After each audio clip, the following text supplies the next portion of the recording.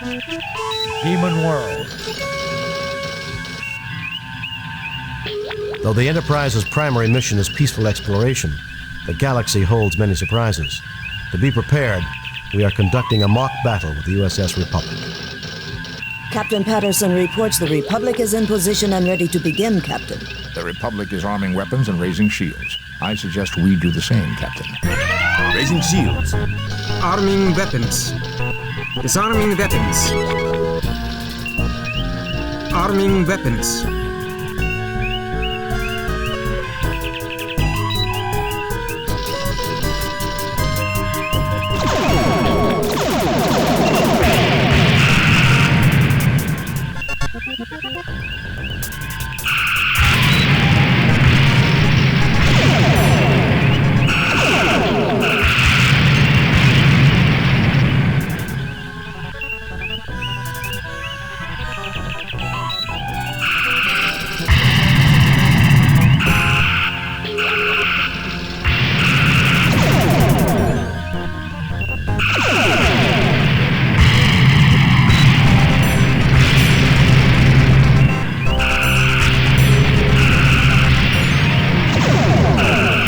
Lowering shields and disarming weapons.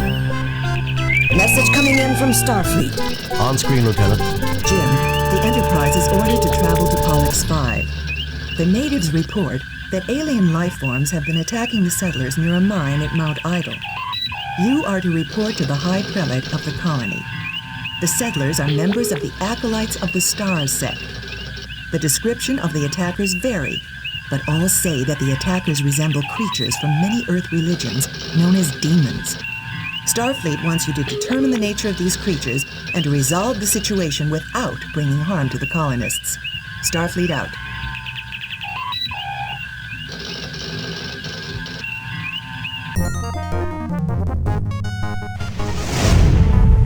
We have arrived at Pollux V. Entering standard orbit.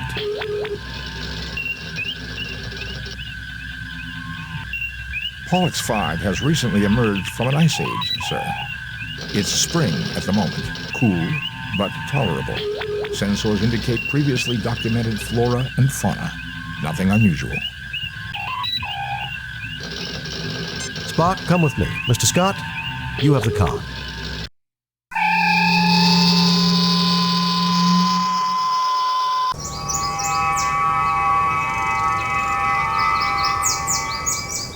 This is so much better, gentlefolk.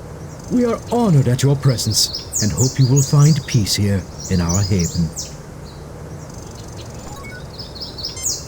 Captain, the flora on this planet is very interesting. I wonder how useful it may be for medicinal purposes. I'm Captain James T. Kirk of the USS Enterprise. We have received word that alien life forms are creating problems at your mining facilities at Idle Mountain. Tell me more. Most High Prelate and Given, I am honored to meet you. I consider it my divine duty to assist you in any possible way with the spawn of the devil. Been seeing ghosts and boogeymen, eh? I find that a little hard to believe. I'm Captain James T. Kirk of the U.S. Certainly, Captain Kirk. Not aliens per se. We have encountered what we believe are demons at Idle Mountain. Creatures surely emerging from the very gates of hell. Our God would not test us thus without reason.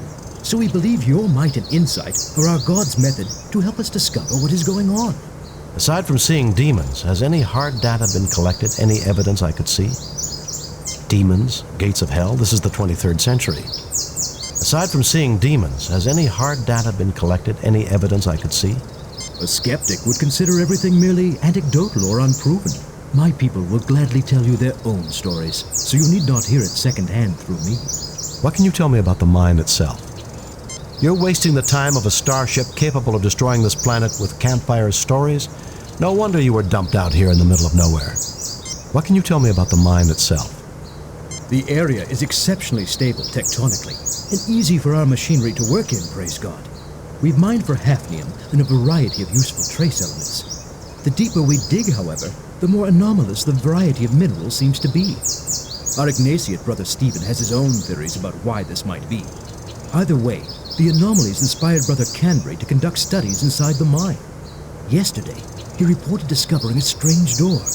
A gate to hell, surely, for the demons caused a cave-in immediately. Candry was trapped, unconscious, and the demons prevent us from rescuing him. We can only hope he is still alive. Thank you for your courtesy, Kirk. May you receive the guidance and protection of our God as you complete this divine mission.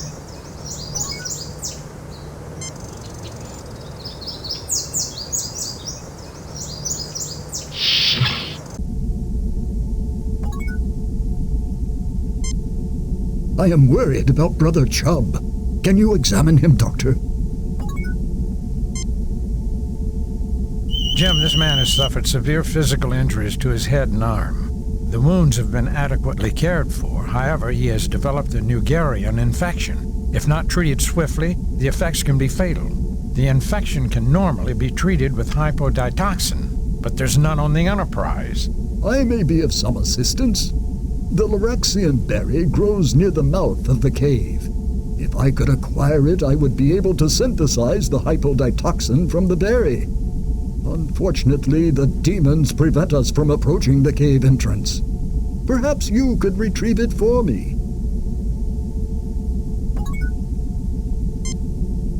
Time is of the essence. You must hurry and retrieve the berry.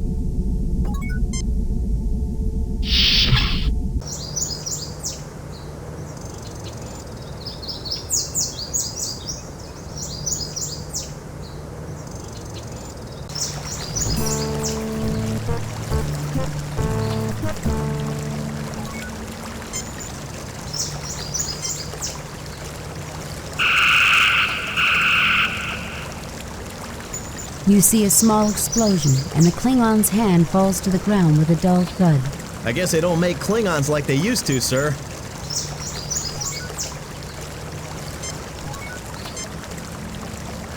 You fail to obtain anything. Captain, we registered phaser fire and an unknown energy beam. Is everyone okay? We're fine. Did you register any disruptor fire? No, Captain. Why? Are there Klingons down there? No, just an idea. Kirk out. Fascinating. I begin to suspect that we have stumbled upon something that the colonists would never have uncovered. What is it, Spock? I wish to gather further data before making a definite conclusion, Captain. You take the Klingon's detached hand. This is not a Klingon, Captain. Not a real one. It is an organic construct, an android-like robot. It looks like a Klingon, but the appearance is entirely superficial.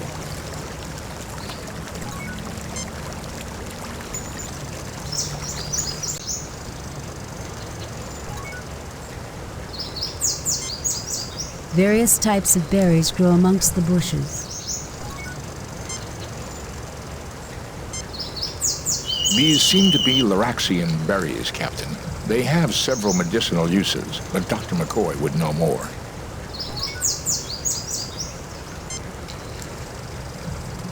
Jim, these are the berries we need to synthesize the hypoditoxin. We must get these to Brother Stephen quickly.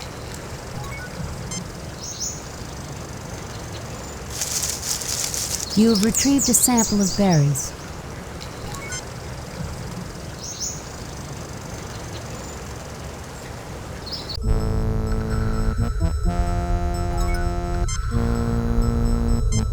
Captain, there are several weak points in the cave-in's structure.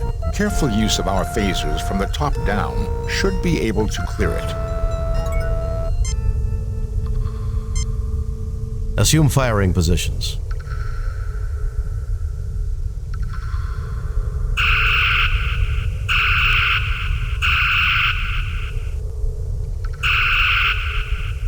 There is no apparent effect.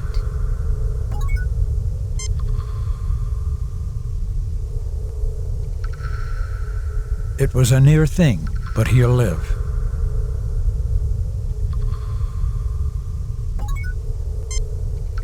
Oh, thank you, kind souls, for saving my life. Let me rest here for a little before returning to report this miracle to Prelate Angiven.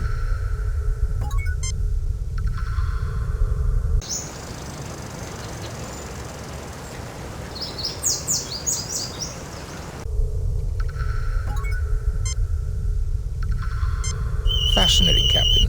This door is made of an unknown material. It is clearly built by an alien race we have no knowledge of. It appears to be a security lock designed to open the door when the correct handprint is registered.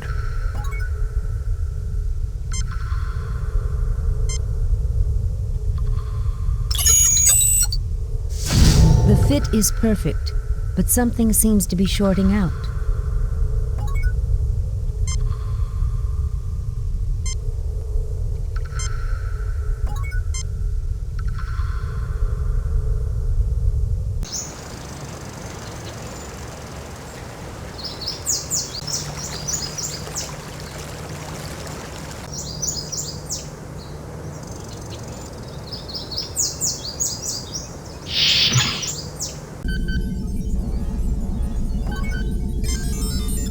I never dreamed that Starfleet would be interested in my discoveries, Captain. But our God often surprises us.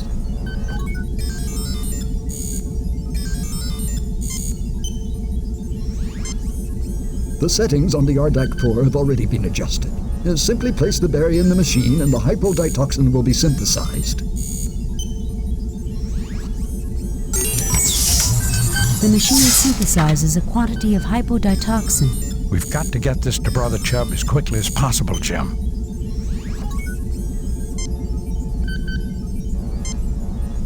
What a fascinating piece of equipment. Highly advanced technology. You see here, it seems to have been damaged, however. Take it to my workbench and let's see if it can be repaired. I fear my hands are too shaky to perform such fine work, but perhaps one of you can do it. Mr. Spock, see what you can do about that hat.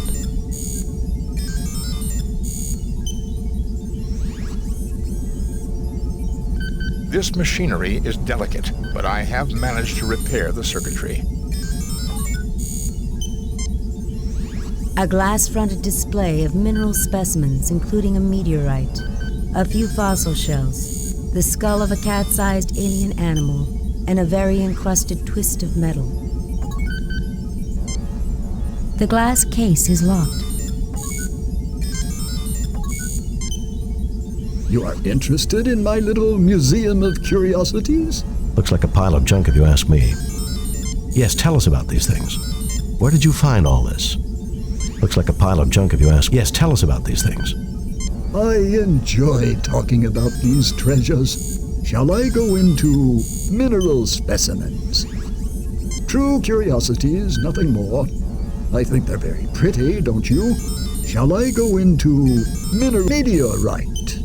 I believe this is evidence of the cataclysm which destroyed the moon of Pollux V eons past. I've constructed a theoretical model based on analysis of the planet's rings of what things might have been like. I think that the moon, like Earth's moon, would have made a total eclipse of the sun possible. I would have liked to have seen that. For conditions making a perfect total eclipse are rare in the universe.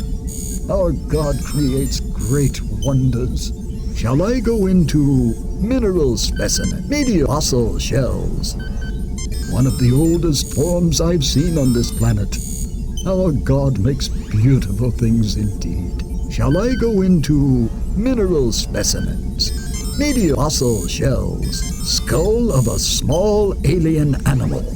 The skull of a modern Silati, the largest creature native to this planet, about the size of a house cat from Earth. The Silatis combine a rather insectoid pattern with four-legged reptilian form, including praying mantis-like forelimbs. Shall I go into minerals? Fossil skull of a twist of metal. This chunk of rock is a greatly weathered example of a vanadium tungsten alloy, which doesn't occur naturally. It is my best evidence that the area was previously inhabited. Shall I go into mineral specimen, or would you rather move on to something else? Very well. I can't imagine why, but if you have a further interest in any of this, take what you like. But please remember to return my treasures when you're done with them.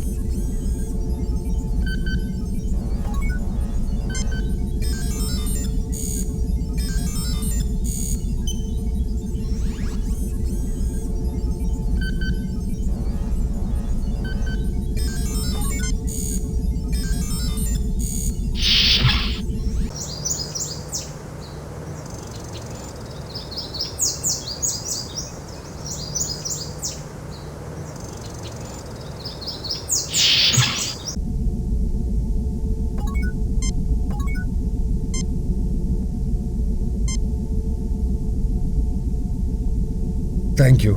You're most kind.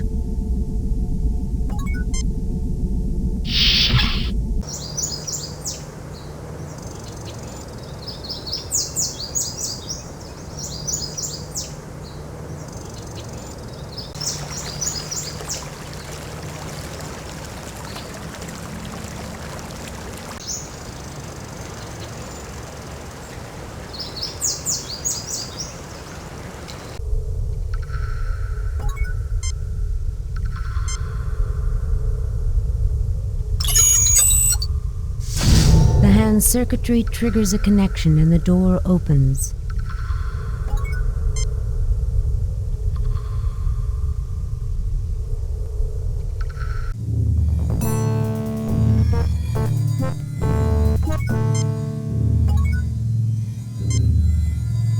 Logically, the machinery is sustaining some type of life in suspended animation. If we can reactivate the machines, then we may be able to meet its creators. Fascinating, Captain. It is a diagram of a lunar eclipse of this planet. See how the red sphere, the moon, is casting a shadow on the blue sphere, Pollux V. This must be a very old piece of work, because this planet's moon was destroyed thousands of years ago. The machinery is waiting for the gravitational pull of another eclipse to activate it, an eclipse that will never come. And one other thing, Captain. This may also be a diagram showing the proper settings on that control panel.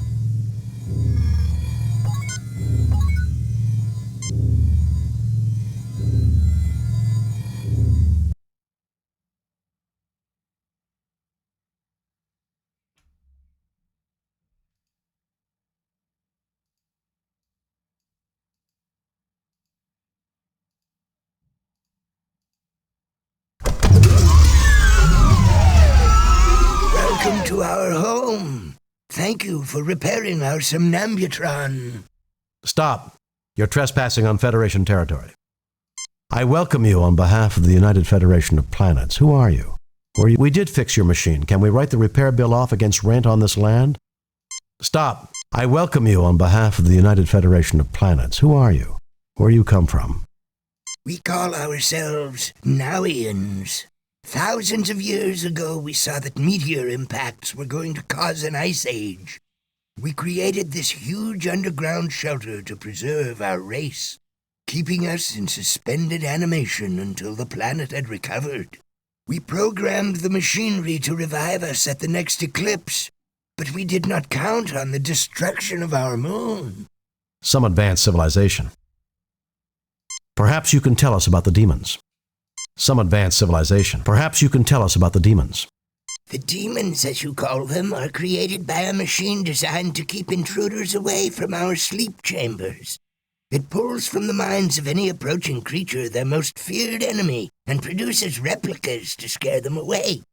For you and your crew, it was Klingons. For the Tellarites, a wolf demon.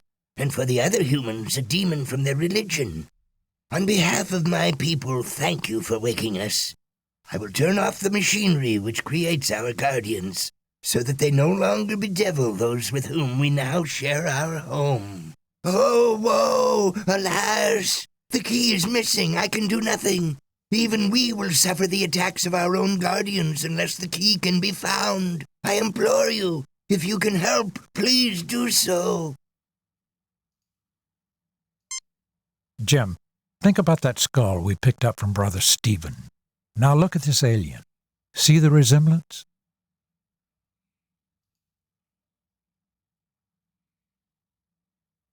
You found the key. I can now turn off the machinery creating our guardians, and no more sentience shall be at risk. Surely the Holy One smiles upon us all. I have no way to thank you, Captain, but please carry this request from my people to yours. We have much ancient knowledge we can share, and we would like to join your Federation. Go in peace. I will be glad to accept your application to the Federation. We shall have a diplomatic envoy sent to make the final arrangements. We look forward to meeting them. We also look forward to having discourse with the colonists. Farewell. May the Holy One bless you. Live long and prosper. Kirk to Enterprise. Beam us up, Mr. Scott.